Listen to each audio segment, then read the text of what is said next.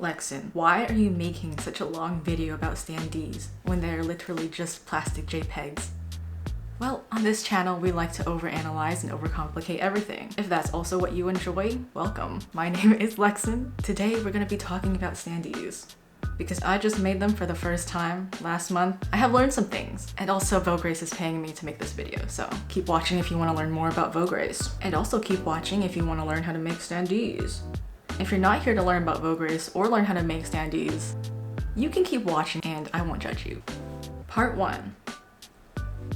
Ideation and design.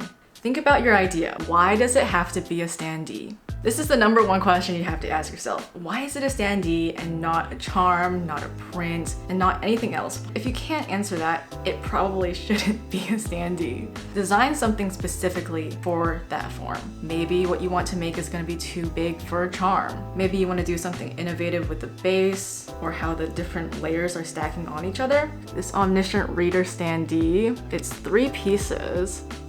And I think this is so well designed. It's a library, right? And then when you put these on, it like makes sense in 3D and you can even see through one of them to a character in the back. And it's like she's pulling books off the bookshelf so it's falling onto the floor. This could not have existed as a print. You know what I mean? This has to have been a standee. And so I think this is a great example. This is an example by my friend who made like custom backdrops. So you can pick the backdrop and also pick the different characters that go on top of the backdrop. So it's very customizable. Well, for me, when I was making these, I will be honest, I was not thinking about any of what I just said. I was not thinking about how do I make this super innovative. I kind of just saw this standee made by another artist and I was like, gosh, that's kind of cool. Why can't they make that for my favorite characters? And then I was like, I'll just make it. And I did. Part 2 is execution. Just draw it. Part 3, production. Okay, just kidding. There are several things to keep in mind. #1 is that I think you should always work in a file size at least 1.5 times the size of your final standee. I would also make sure that they are 300 DPI. #2, don't get hung up on details. When you're making something this small or even smaller, nobody is gonna see the stuff that you spend like an hour rendering and designing. I legit spent so much time. Can you see this?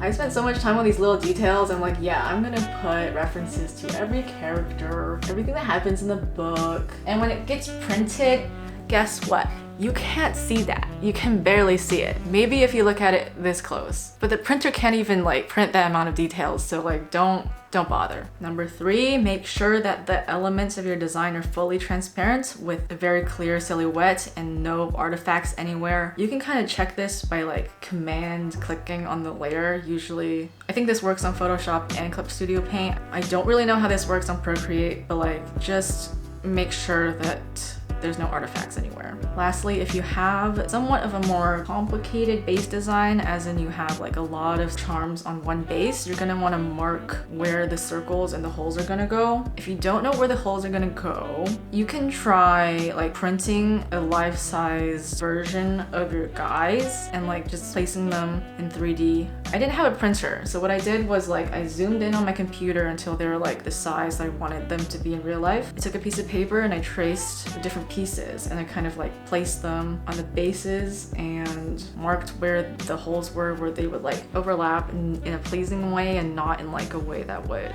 cover each other up. Part 3, production. Use Vograce. Yes, Vograce is sponsoring this video, and as they should, because I've been using them for 5 years now and they've always been pretty good. If they've not been good, it's probably been my fault. Like, whose fault do you think it is when you order a bulk order of charms like 1 week before the convention and you're like, oh my god, why couldn't they deliver my charms before my convention when I could have submitted them 3 months before, but I didn't because I was procrastinating. So yeah, plan. You need to plan these things out.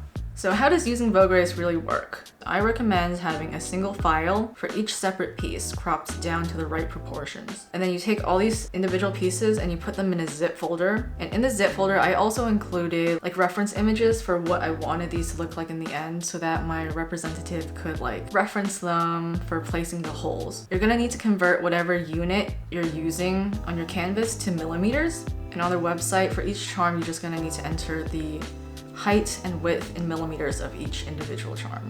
And by the way, if you don't want to do like a complicated base design, you can just put like, you know, 300 by 300 millimeters and they'll automatically make a circle for you with like a hole in the middle. You don't have to submit any base design if you don't want to design your base. After you submit your design, you're gonna get an email from your representative. Your rep is the person who handles everything about your order. One thing to keep in mind is that Vograce is based in China. The reps do speak English. There have been instances where I'm like rolling out of bed at midnight to respond to some new samples he just sent, because if you don't respond, then you have to wait another business day, and I'm like, I'm already kind of in a rush here, so I might as well do this now. My rep for this was Victor, and I requested him. You can request representatives if you've worked with them before. Don't steal Victor though. Production can take anywhere from a few days to a few weeks to maybe even a few months depending on how complex your product is. Like I said, if you're just doing a JPEG on a stick, sometimes you don't even need to like talk to them all that much. They'll just like send you pictures of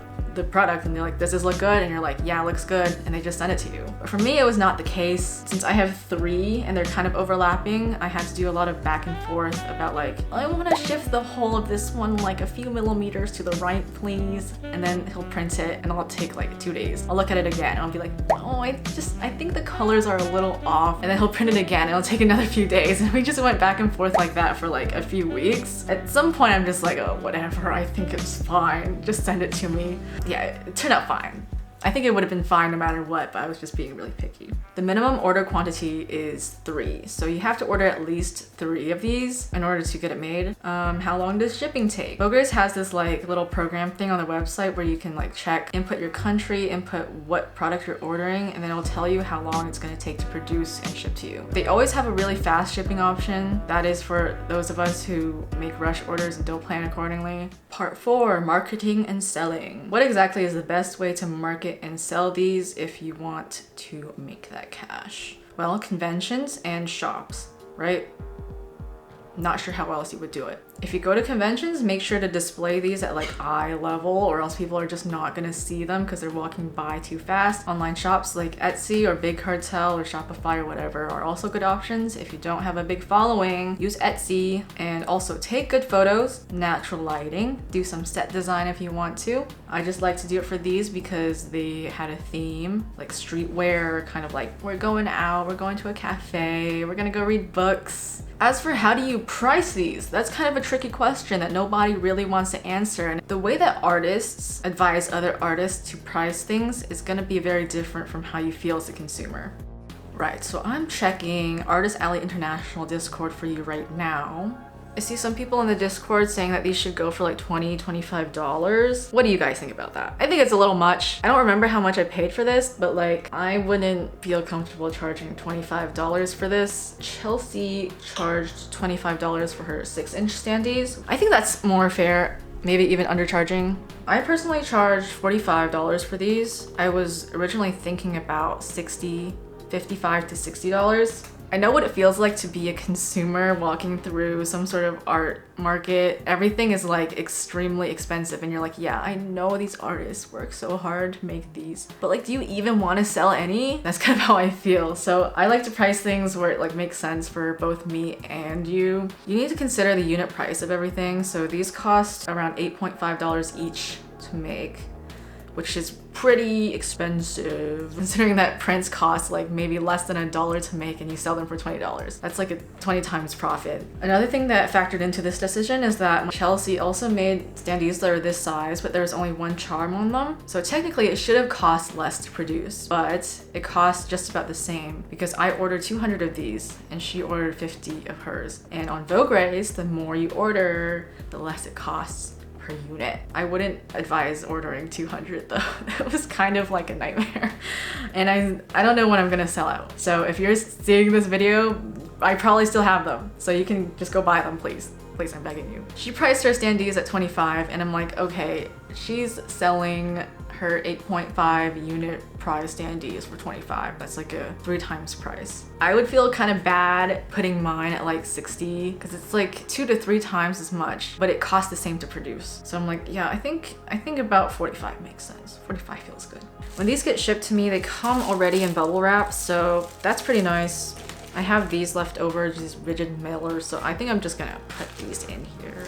Okay, part 5, reflection. I think my thoughts about Vograce are pretty obvious at this point. I think that you should use them. I think that they're a company that like really likes merch, like they're really invested in the process of making merch, and they actually came by my table at Anime Expo and we said hi, and the representative there asked me a bunch of questions. I think it's really clear to most artists that Vograce really just wants to help artists and small businesses the best they can. Anyways, yes, Vograce, go use them. I have an affiliate link, so if you order using my link, then I get money from your order and I can like peep on what you're ordering and like, oh, like Scaramush's mom ordered. Okay, we're not doing that. Another thing to note about standees I didn't know is just like how freaking heavy they are.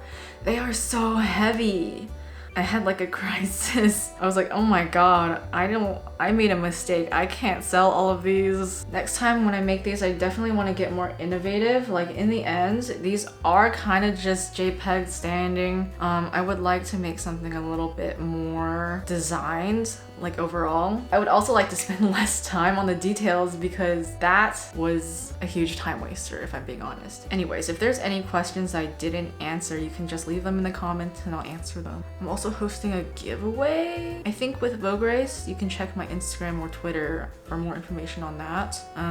Yeah, just check the description for any links or affiliate links or like promotions. It's really not that intimidating. I hope you are more excited than intimidated to make these because really you could just upload anything. The moral of this story is that these and like literally anything else creative merch you can make can either be really complicated or really simple. And I think generally you should probably try to keep things simple, like simple but well designed.